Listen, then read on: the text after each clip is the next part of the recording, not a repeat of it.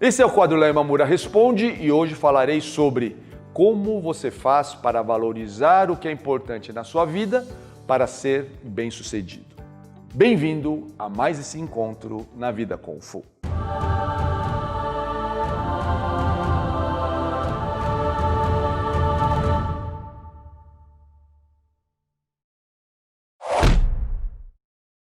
Antes de começarmos, quero falar sobre a nossa primeira jornada Kung Fu, onde eu, Léo Imamura, compartilharei com você a minha própria jornada para que você possa entender como começar a sua jornada Kung Fu, evitando inclusive os erros que eu cometi.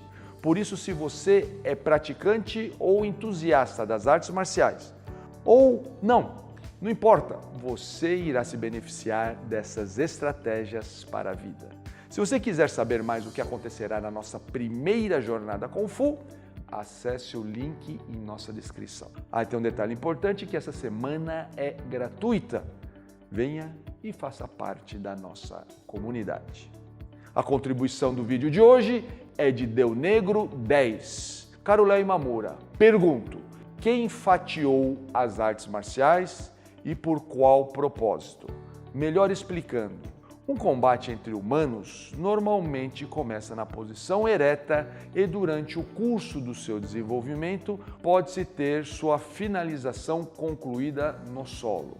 Olhando-se, pois, a profusão de artes marciais e o que as caracteriza na sua individualidade, fica-se com a impressão de que o todo foi dividido em segmentos. O judô ficou com uma parte, os golpes de queda, o karatê com o uso das mãos e pernas como armas, mas sem desenvolvimento no chão, o taekwondo enfatizando praticamente só golpes de pernas e o jiu-jitsu especializando-se nas técnicas de luta no chão. Bom, Del Negro 10, a sua observação ela é muito perspicaz. E aqui nós observamos como que é o grande desafio de qualquer um de nós quando nós estamos de frente a coisas que são importantes e nós temos que selecionar e dar ênfase a determinadas coisas na vida para que nós possamos dar conta dela.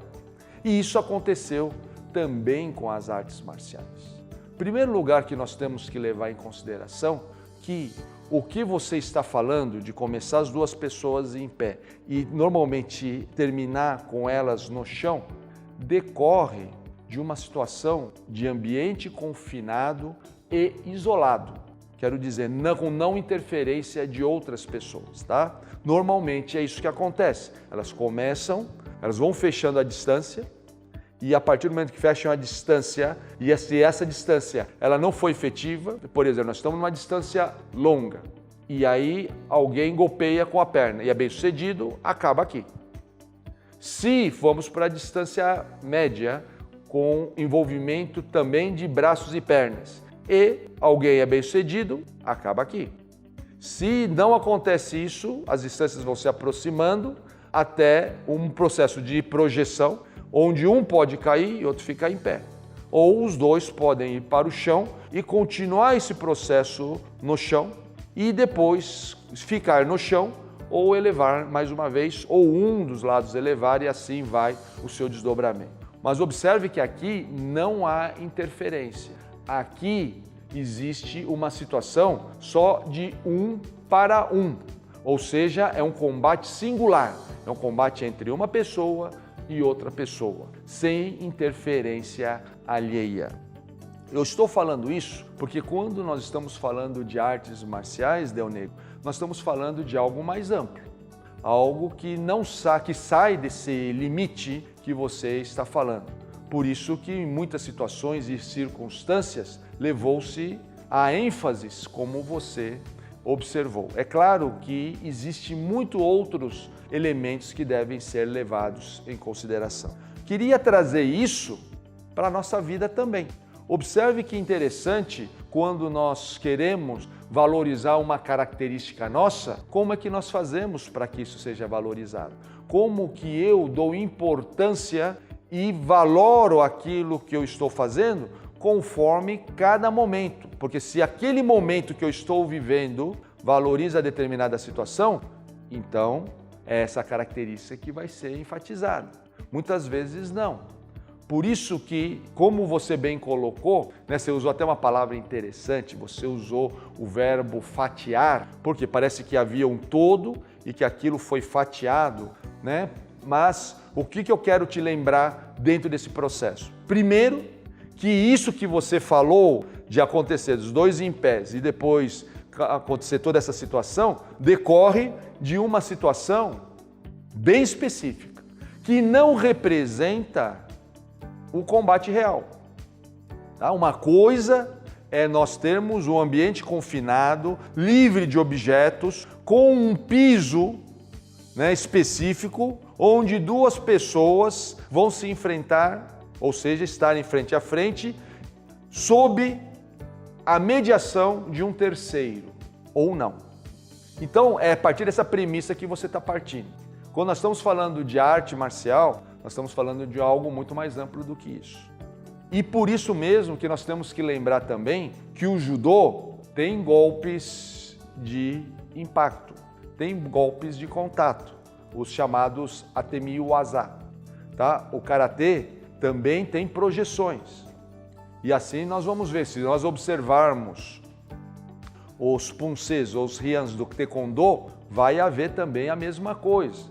É que quando você desportiviza, ou seja, torna um esporte de combate, então você tem regras que vão ser valorizadas. Então por isso que fica mais específico para uma coisa ou outra. Mas temos que lembrar que existe, assim como também o jiu-jitsu, pode existir golpes de impacto, pode existir chutes. Só que, obviamente, no jiu-jitsu desportivo isso não ocorre. Assim como no judô desportivo também não.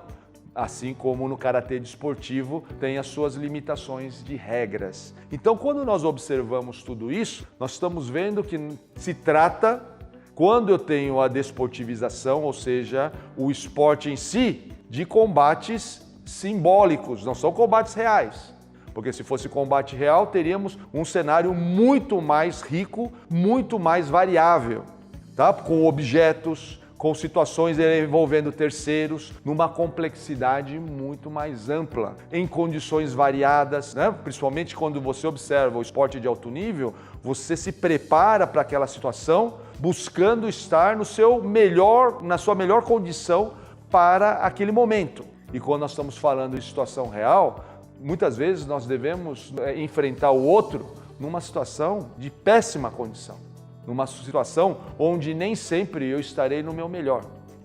Não existe uma regulação de peso, não existe uma série de coisas que aparentemente parece que são detalhes, mas que são fundamentais para diferenciar esse combate desportivo de um combate real. Quando eu falo isso, também estou falando da vida. Na vida é a mesma coisa. O que é importante para você, Del Negro? O que é importante é uma situação financeira, é uma situação emocional, é uma situação de paz interior, de consciência. Então, cada um vai fatiar também, né, essa ênfase, porque a pessoa fala, eu sou bem-sucedido. O que é bem-sucedido? É ter uma conta gorda no banco? É você ter uma família unida? É você ter tempo? Né? Porque muitas vezes o mais importante é o tempo. O mais importante não é o dinheiro que você tem. Porque a partir do momento que você tem dinheiro, você quer inclusive saúde. A saúde se torna mais importante, porque a saúde ninguém compra. Então tudo isso são situações onde você, olha que interessante, também irá fatiar. Porque aí você irá priorizar situações que são mais importantes ou qualidades que são mais importantes para você.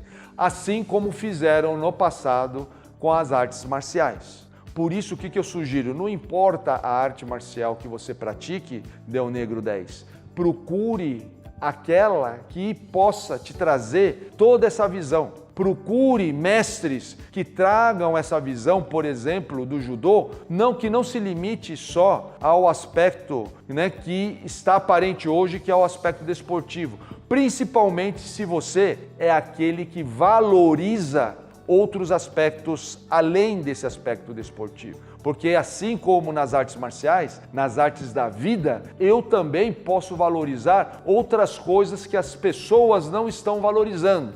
E não é por causa disso que eu não sou bem-sucedido. Muito pelo contrário, eu sou bem-sucedido a partir do momento que eu tenho condições de valorizar o que é importante para mim e alcançar aquilo que eu pretendo. E você, quer ter sua pergunta respondida nesse quadro? Deixe nos nossos comentários e se inscreva no nosso canal se você ainda não o fez. Quero agradecer aqui Del Negro 10 por sua participação e te convidar para o nosso próximo encontro na Vida Kung Fu. Até mais!